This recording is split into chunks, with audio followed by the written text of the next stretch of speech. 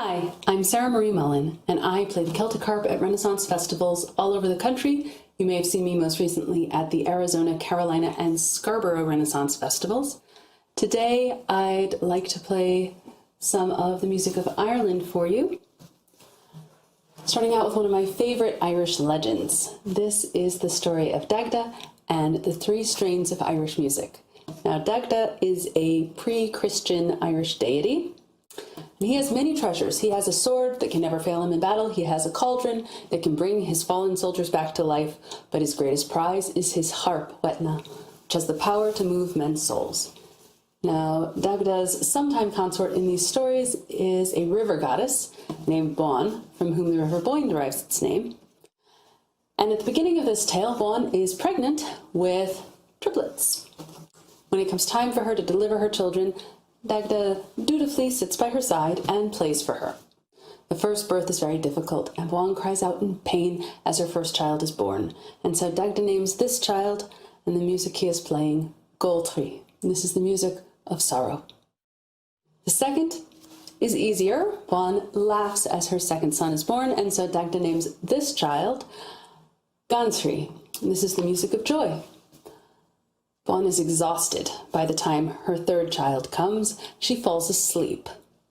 And so Dagda names this child and the music he is playing Suantree. And this is the music of rest. Dagda also has formidable enemies, a tribe called the Fomorians. And at one point, a band of Fomorians managed to steal his harp, Wetna, and they bring it back to their own feasting hall, where they discover they can't play it because Dagda's harp will play only for its master's hand. But they hang it on the far wall of their hall and they begin to celebrate. Now, Dagda, finding his harp missing, quickly deduces who's got it, and that night he sneaks into the Fomorian hall.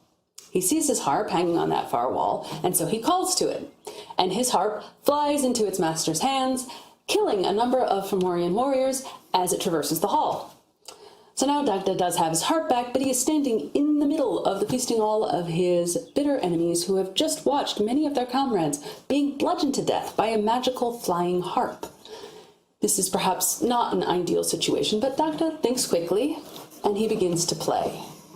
First he plays Goltree, the music of sorrow, and the Fomorians find that their thoughts are overwhelmed with memories of lost loves and absent friends. They begin to weep as Dagda plays.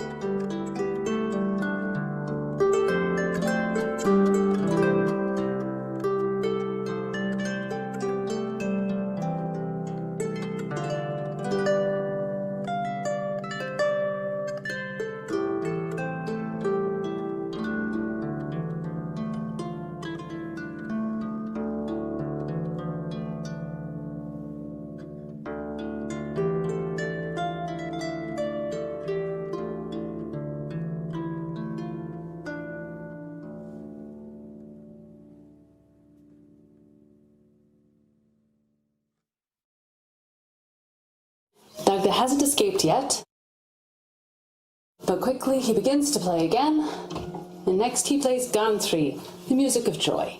The Fomorians forget their cares and their sorrows, they begin to sing and dance and spin about the hall, and Dagda creeps just a little bit closer to his escape as he plays this next tune.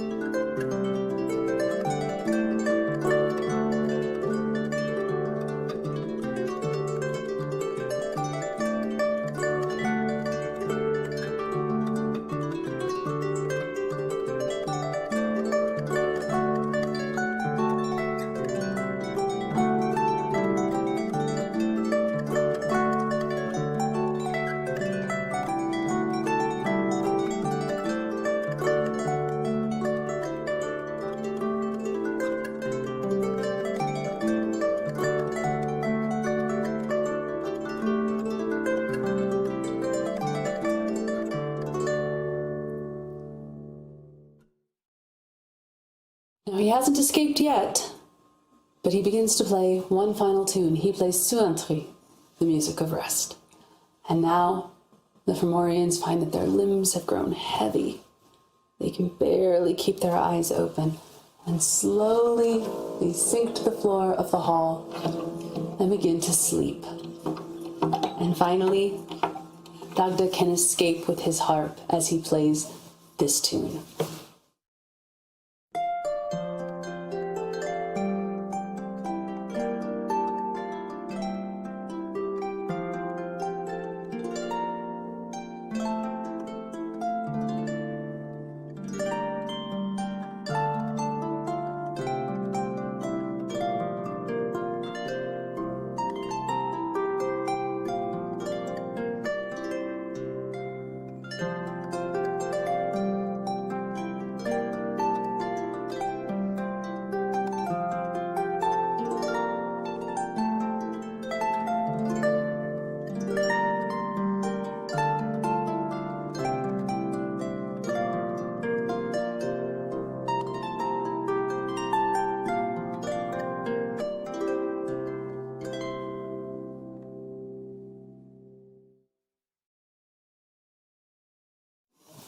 So that is the story of how the three strains of Irish music came to be, and from that point on, no bard of Ireland is considered truly accomplished until they've mastered all three strains of music.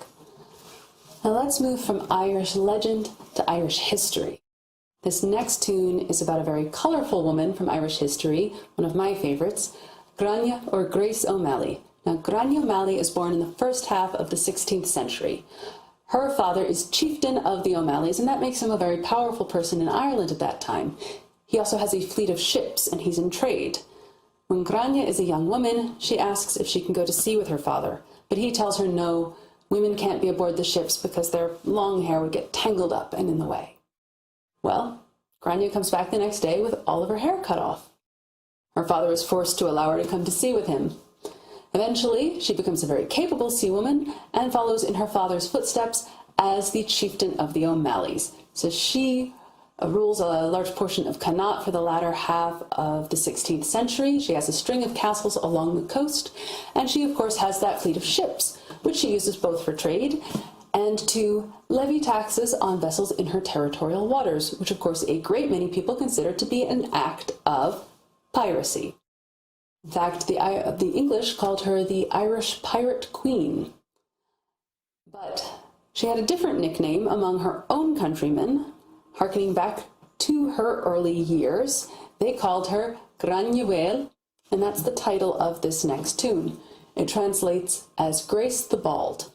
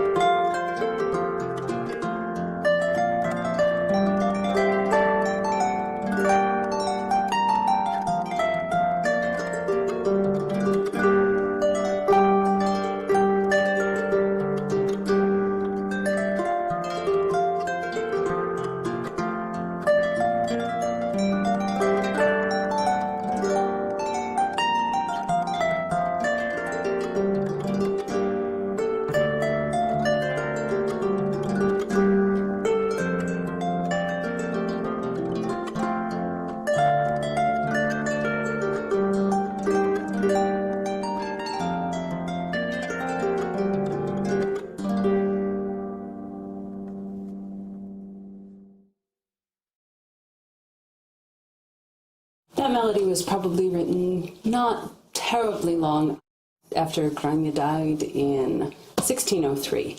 Now, the beginning of the 17th century marks a pretty steep decline in fortunes for the old Irish families. It's a rough time in Irish history. which isn't to say that the previous few hundred years were great. They're all rough times in Irish history. It's pretty much just centuries of war. But in the beginning of the 17th century, we have the end of the 9 Years' War, and that marks the decline of the old Irish clans and their authority in Ireland. And that sets the stage for our next tune, which was written by a harper named Rory O'Cahan.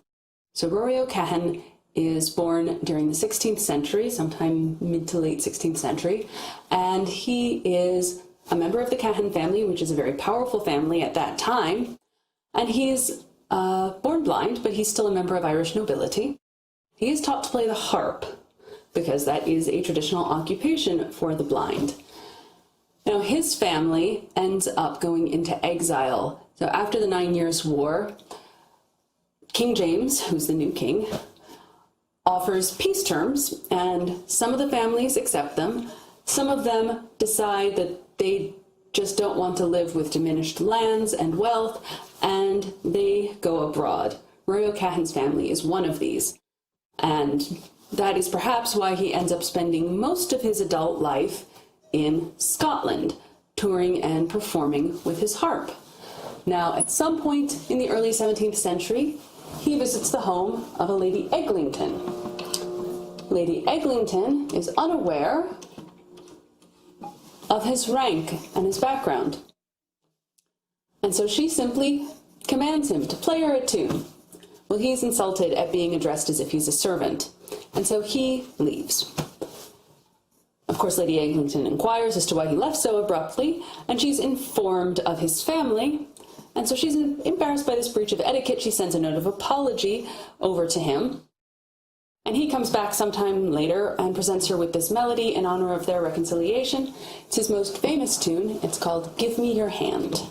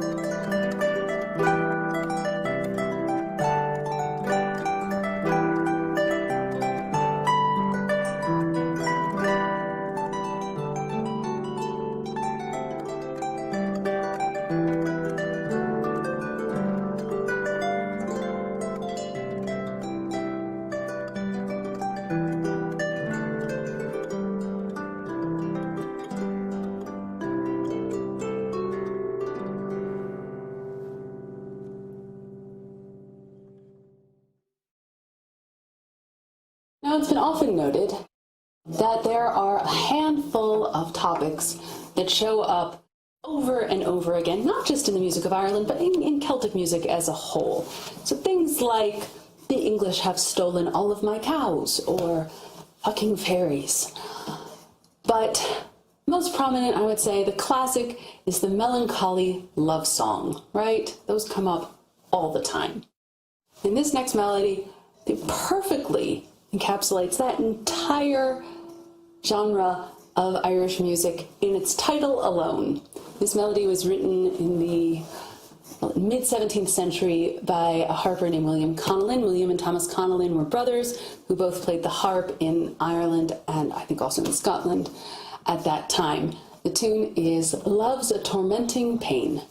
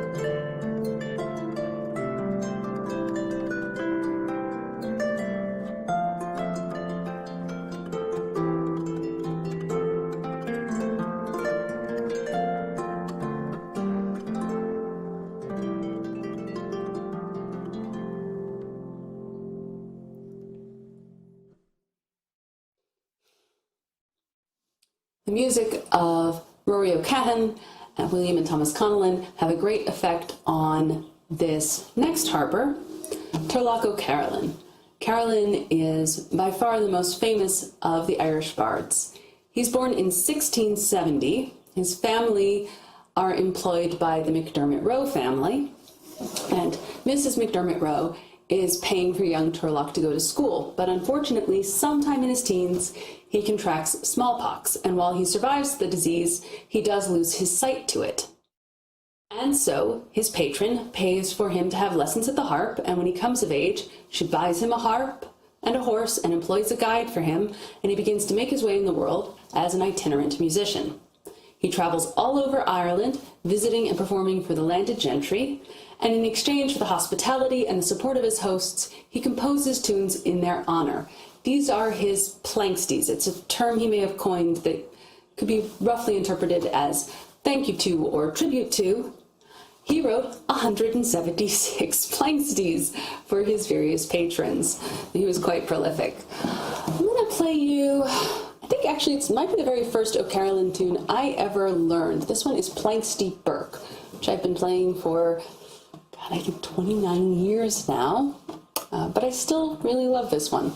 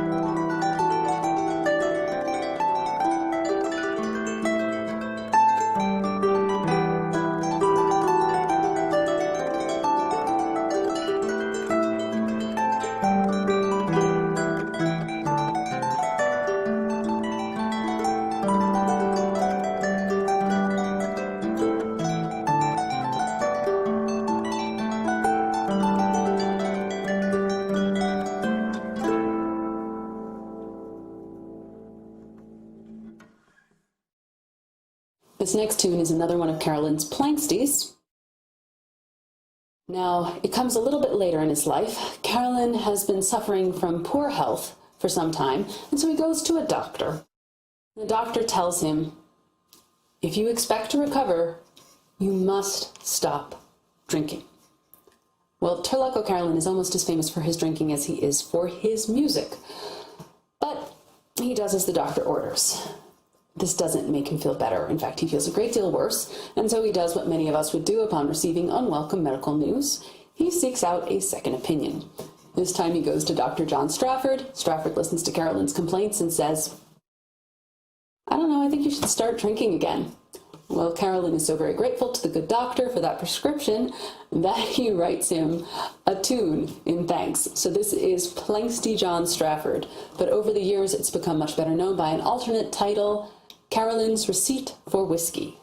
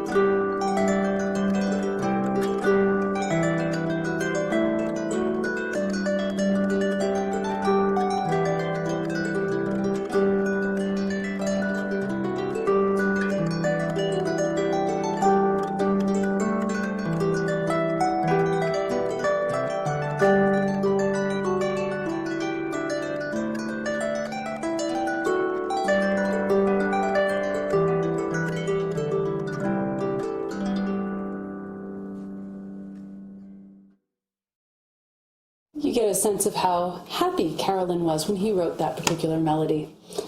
Not all of Carolyn's tunes are Planxty, although the vast majority are. He did write a handful of tunes for other occasions, including laments, which are of course written on the occasion of someone's death. My favorite of these is the Lament for Charles McCabe. I think it is the most beautiful of Carolyn's laments. It's a little bit odd. You see, McCabe was a dear friend of Carolyn's. They were so close, in fact, that McCabe wrote and delivered Carolyn's eulogy. Some of you may have noticed a logical flaw here.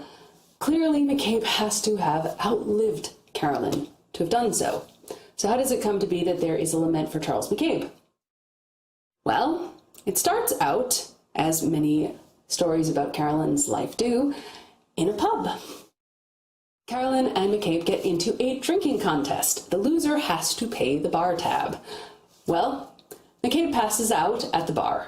Carolyn is afraid that his friend will deny the whole thing in the morning, and so he has him tied up in a sack and left there till the morning. Not a very nice thing to do to your friend. But McCabe does get his revenge a little while later, because at some point he knows when Carolyn is expected to return towards home after a period of travel, and so he goes out, he meets Carolyn on the road, he pitches his voice differently, and introduces himself as a stranger. Carolyn asks the stranger for news from home, and he's told, it's quite tragic actually, Charles McCabe has suddenly died. Well, Carolyn's heartbroken to hear about the death of his dear friend, but he believes this stranger and he asks to be brought to the churchyard. So McCabe takes this one step further and he brings his friend to the churchyard, sits him down at a fresh grave. Carolyn can't read the tombstone, of course, and so he sits there, he weeps, and he writes his most heartfelt lament for his dearly departed friend, who is right there next to him the entire time listening to the whole thing.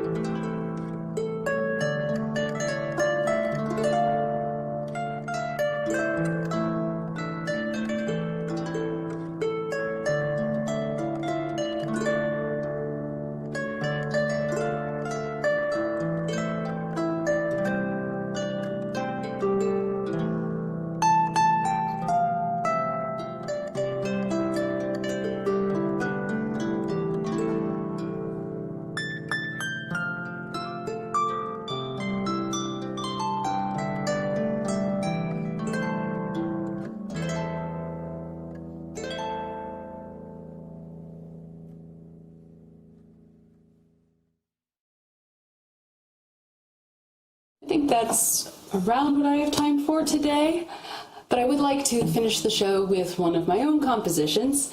This is a melody I wrote originally as a harp, violin, cello trio piece. Obviously, it's missing a couple of its parts when I play it for you here, but you can hear the full version of it on my album, Harper's Bazaar. The other tunes I've been playing today are mostly on my Irish album, We Brought the Summer With Us, although I think a few of them are on some of my earlier recordings. You can find all 5 of my albums in CD and, of course, also in download format on my website.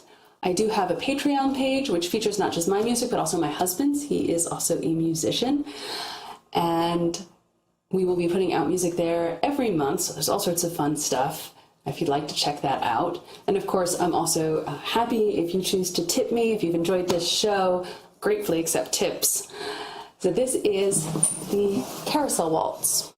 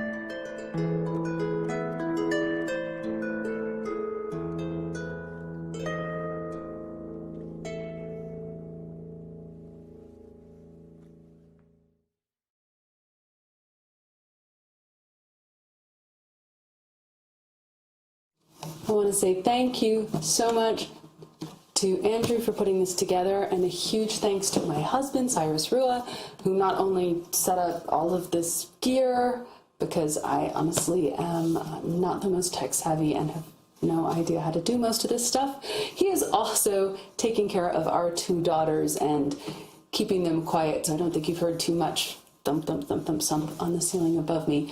And you've been able to hear my show without the screaming of a 2-year-old and a 6-year-old in the room. So thank you for joining me in my living room deep in the woods of Bastrop, Texas. I hope wherever you are happy, healthy, and safe, and that sometime in the not too distant future, I can play for you all again at a festival or a concert. I miss playing for a live audience. This is a little weird, playing in my living room here, but I hope you've enjoyed the show. Thank you so much for joining me today. Bye.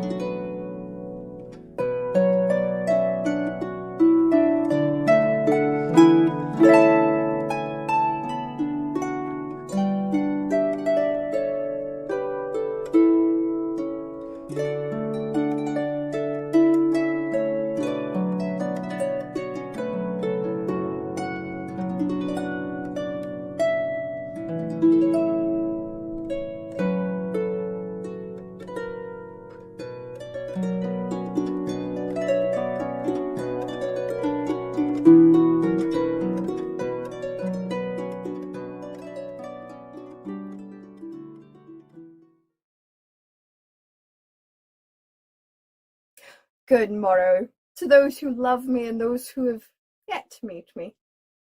All right, I'm not quite that egotistical.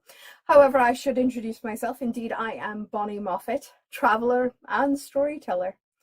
That being said, there is a third role that I like to occupy that most people seem to not quite understand. Of course, everyone seems to understand storyteller. I'm here to entertain you, grand gestures aside. Traveller, that's usually have to travel to meet you all, but quite frankly, that's coming to a bit of a lull, as it were.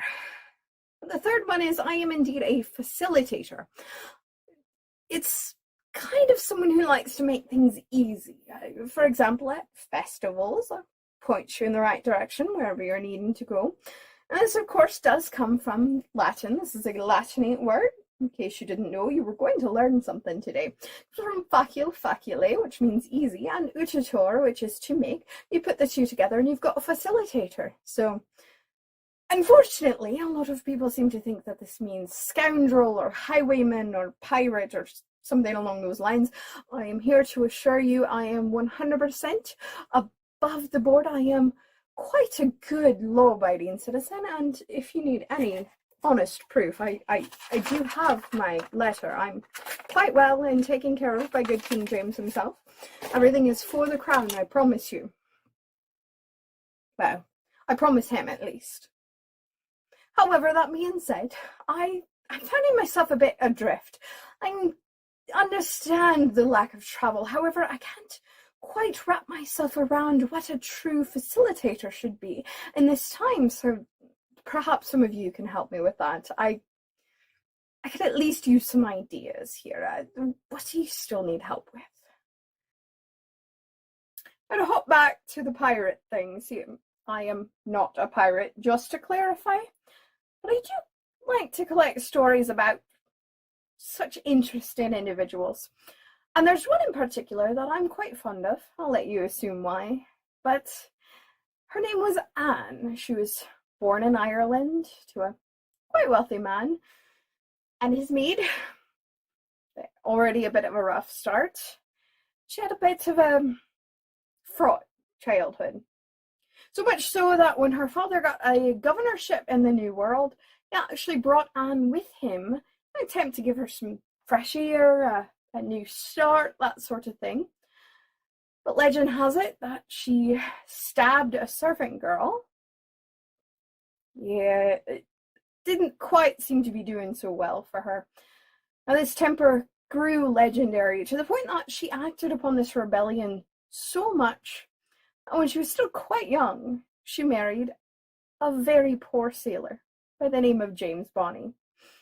Now, our dear now Anne Bonny might have made a little bit of a mistake there. You see, James was very much like the, quite honestly, probably after Daddy's money. I mean, after all, a man in want of money, a man in want of a rich wife. However, his new father-in-law never quite took to him, so the new couple would move away down to the islands. And while they were there, her dear husband would go off on his own work adventures, if you will, and he'd be gone for long periods of time, and that did not do so well for Anne. She would grow quite bored, quite honestly, and find her way to the pub and gambling and that sort of thing, and it didn't really become of a lady. However, it did allow for a new acquaintanceship, a new friendship, even, something to blossom with a very kindred spirit by the name of Mary Read. Now, Mary was very much like Anne. She was a little bit of a spitfire. She might not have been a ginger, but regardless, she had been about and done her rebellious self, and indeed became a pirate. Now, there was one problem. See, there is something of a stigma with women and piracy. It always adds a level of complication. There was one pirate captain who did allow women onto his ship, but they remained disguised. See, in fact, this pirate captain allowed Mary Read onto his ship, and then because Mary had befriended Anne, allowed Anne onto his ship. This, of course, was Calico Jack Rackham. Calico Jack was known for a few things, one of which, of course, is his name. His namesake is of the crazy motley of colors and fabrics that he would acquire into his accoutrements, as to say his clothing. It was quite interesting. Now, the second thing he met, the most fearsome Jolly Roger, it was this beautiful skull with crossed cutlasses, and it looked quite fierce. The third thing was that he was a drunkard and an absolutely horrible captain. Indeed, he managed to get himself caught by the British Navy, as it goes when you're a very, very bad pirate captain. And he and the men decided to retreat below decks, because that was a very well thought out plan. Let me tell you, there are so many places that you can go from below decks, and you can absolutely steer the vessel from below decks and absolutely defend yourself. Regardless of this act of cowardice, the two women remained aloft, and they fought their hardest. They did their best, but when you have wave after wave after wave of combatant against you, well, you're eventually going to have to give up. Now, they were all brought into custody and brought back to the mainland, but the two women had a little bit of an ouch. They both claimed the belly. That's right, they both claimed they were pregnant, and so they had a stay of execution. While the men were off sent to their fate, the two women were simply imprisoned. Now, Anne figured out a way to escape, but poor Mary was actually very likely pregnant, because she grew very ill and ended up passing away there in prison. It's sad, but it is how it goes. However, it's said that Anne, despite having escaped, did return to the jail at least once more. Now, legend tells that the night of Captain Jack's last supper, if you shall, she visited him. And legend says that she told the man, "Had you fought like a man, you need not die like a dog." The next day, he went himself to the gallows, and legend says that they could see a beautiful ginger sitting atop the hill, watching as he drew his last breath. No one's seen her since, of course, but there's always rumors, some sort of whispers, about a redhead in a pub with a quick temper and a quick wit. Could it be Anne Bonny? Now, there have been quite a few places I've gone in my travels, and honestly, none hold so dear as the time I went to Greece. You see, it's this own special magical place. It almost feels as if the gods in the old stories are still there, as if you could run into someone, right? Odysseus himself, for example.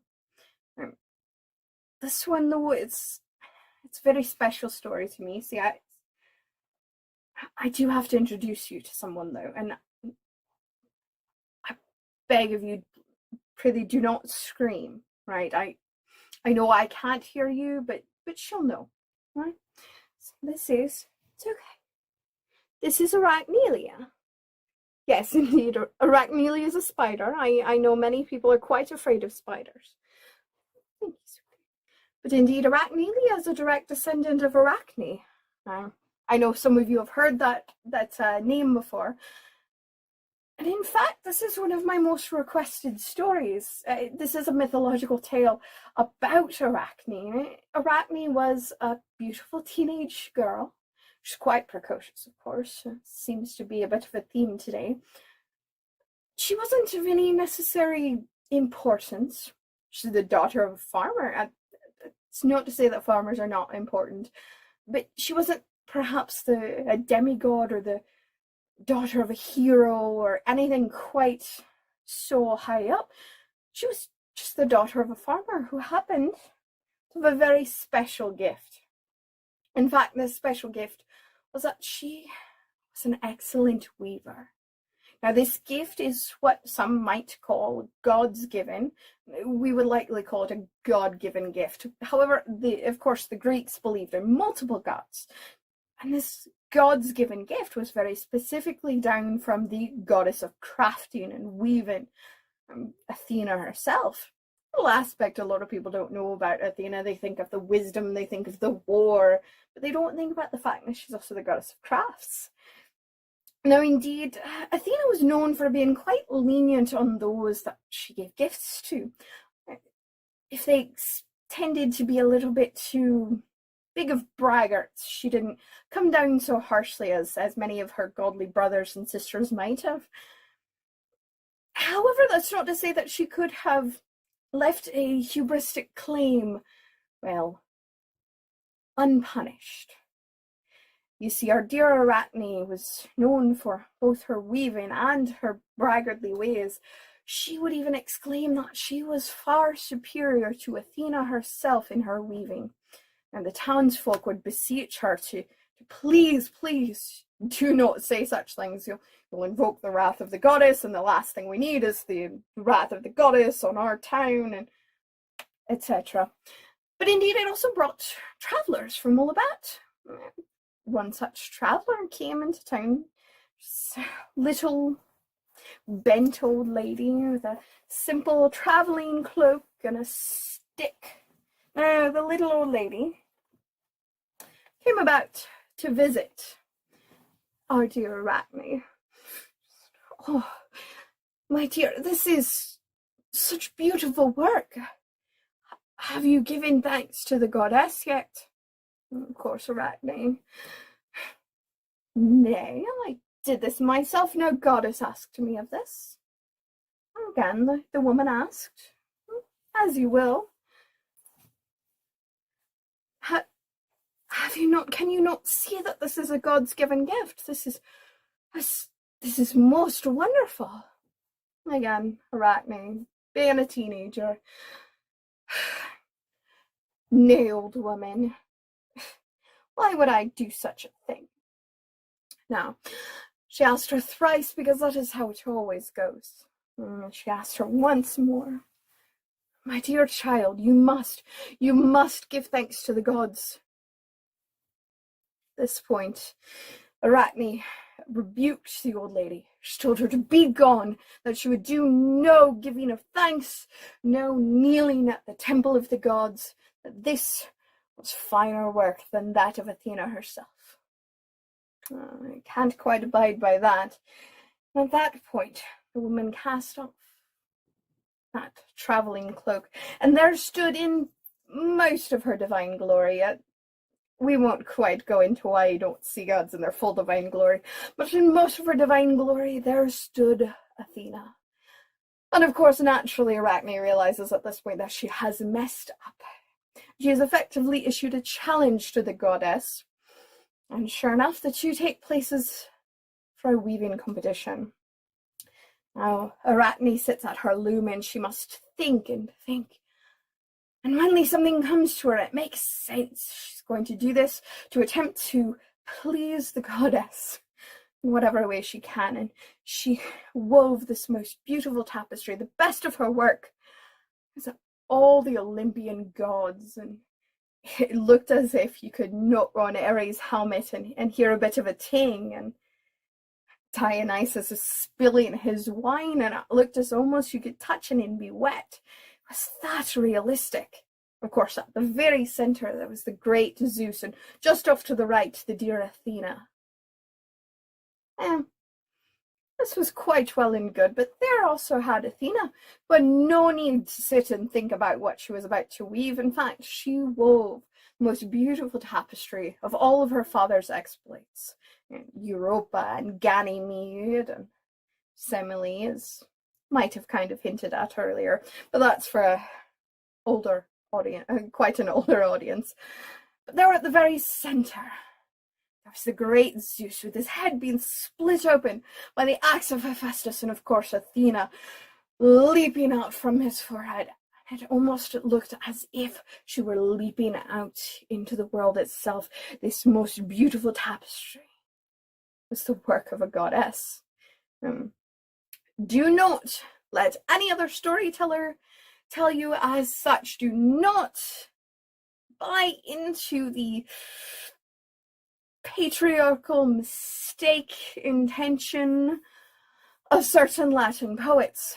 You see, Arachne did not win this contest. Oh, Athena, of course, soundly beat her dear Arachne. That is not to say she wasn't a poor weaver, but she was still mortal.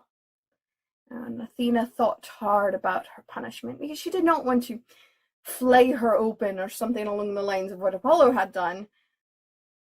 But instead she touched the dear woman on the nose, and it was almost as if the world around Arachne exploded.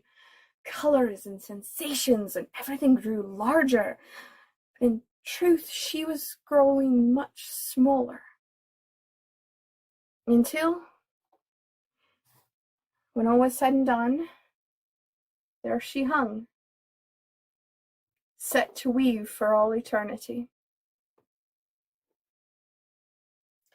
Now, while you might have heard some variant on the last two, this final one is what I like to refer to as a lost tale. You see, society likes to tell stories about the things that are important to them. And for whatever reason, this one has fallen to the wayside, and it dismays me a bit. For you see, once upon a time, as many stories begin, there lived a king and a queen, and they were quite magnanimous. As a matter of fact, they were well loved by their whole kingdom and well loved of each other. And this king and this queen, who were quite in love, had a beautiful prince and a beautiful princess. Unfortunately, when the princess was born, the queen passed away. It happens. That's not to say she wasn't quite mourned. In fact, the kingdom fell in deep mourning for this. But the good news is the princess was saved, for there was a nursemaid who took her in as her own bairn. She raised her and nursed her and made sure that the young lady would grow up into a beautiful young woman. And so it went. As a matter of fact, the young prince grew strong as well, and he went off on his own adventures. And the king continued to have at least some adventures. He would go hunting on occasion. And on such a trip, he came across a most beautiful woman. This woman had beautiful raven black hair that was down to her waist, and she laughed at his jokes. And it had been quite a number of years since his queen had passed. He thought he ought to at least bring some semblance of a queen into the lives, at least of the palace, if not of the rest. And so he married her quite quickly and sent word to his own castle, whereupon his daughter, being the peak of diplomacy, waited the queen's whole retinue, gifted her new stepmother the keys to the castle.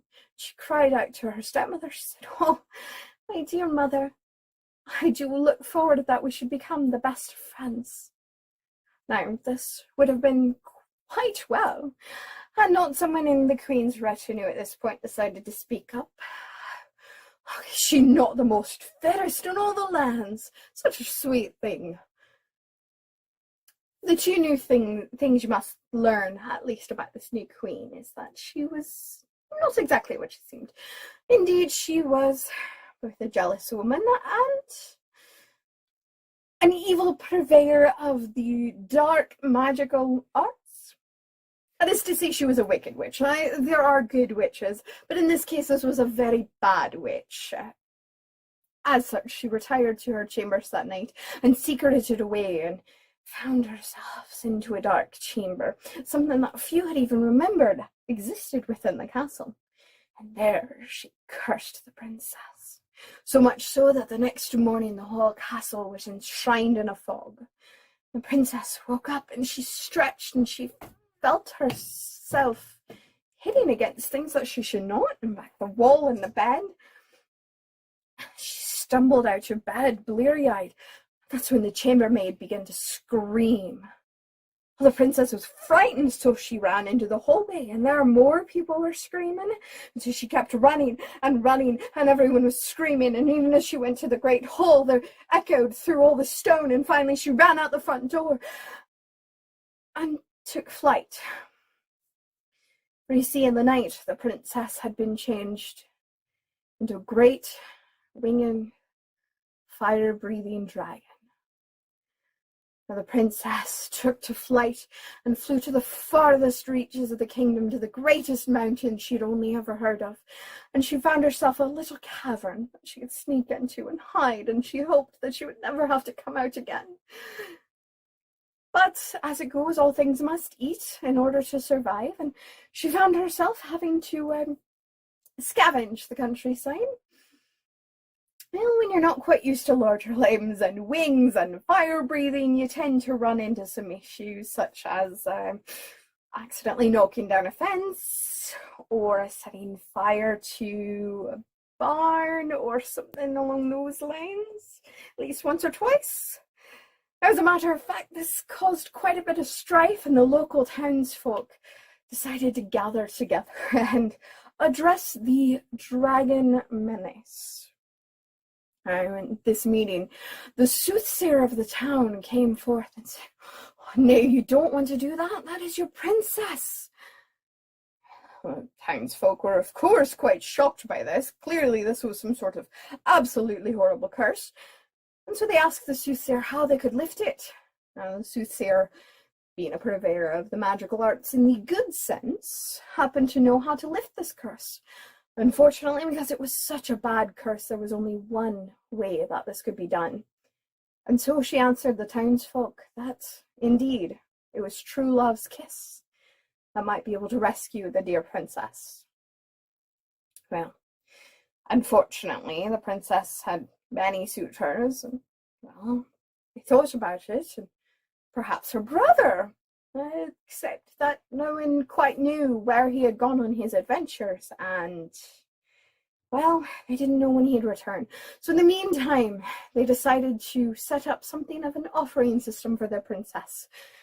Treat her quite well so she didn't have to venture out and perhaps knock into other barns or steal sheep and the like. They sent up meat and some grain and whatever they could think of. And in fact, one full moon, they decided to send forth a most wonderful offering, a beautiful jug of the finest cream. And they set about and found the most burly, strong young man to take it up the mountain. Cream's pretty heavy if you've never quite tried.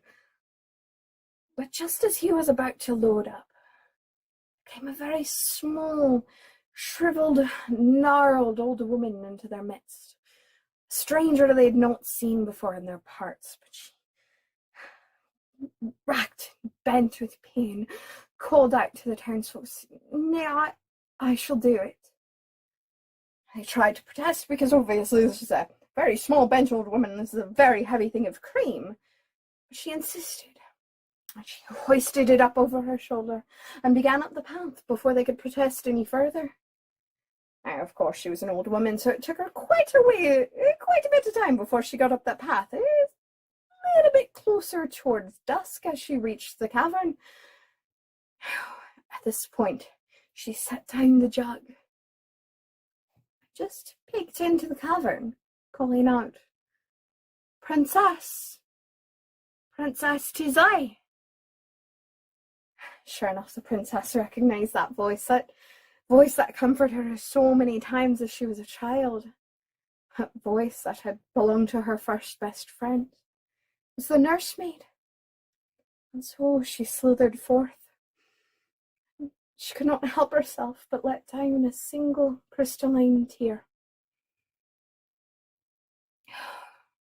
As it cut across her scaly cheeks, the nursemaid paused and said, "Oh, my princess, don't cry," and reached up one tiptoe just to plant a kiss on her cheek. Now, in that moment, that tear fell to the ground and shattered into a million tiny pieces, and every single piece had light coming from it, and it enveloped the two of them together in that cave. And as it died, there stood the princess in her night clothes. The two women rejoiced and hugged, for indeed it was true love's kiss that saved her. It was not the true love of a parent or the true love of a suitor, the true love of a sibling, but no, this was the true love of chosen family. Isn't that something quite beautiful? Now, indeed, the two women made their way back down the mountain and stopped in that village and awaited her return of her dear brother. But that's another story, of course. Now, in case you hadn't noticed, my chosen family is going through a very unusual time. I encourage all of you to reach out to your favorite performers on social media, leave them reviews, tell them how much you're missing them. See if perhaps they're doing something special. Even if you like their page, you might not be seeing things like live streams or premiere videos and the like. Also, if there's an option, I highly encourage you to look into merchandise or perhaps virtual tip jars right now. That being said, I personally have both merchandise and virtual tip jars. You should be able to see the links in the chat at bare minimum. I've got things including PayPal, I have got a coffee, I've also got something called Patreon, wherein there's a monthly subscription, tiers low as $1, and you can get some special behind the scenes access, as well as some first run stuff and maybe some stuff that doesn't quite make it to the other social medias. Furthermore, I've got the merchandise available right now, at least some of it. I've got my CD, First Fabulae, and that is available through direct sales. I've also got things like buttons and stickers, and these stickers are the best things on the face of the planet. So be certain to look into my links. Follow me on Facebook, where I try to post everything of what's going on, give people at least some idea of how things are going, what shows I might be at in the future, and any other surprises that might come out. So thank you again so much to Life's a Faire for putting on this gathering of Faire, and I hope to see you all again soon.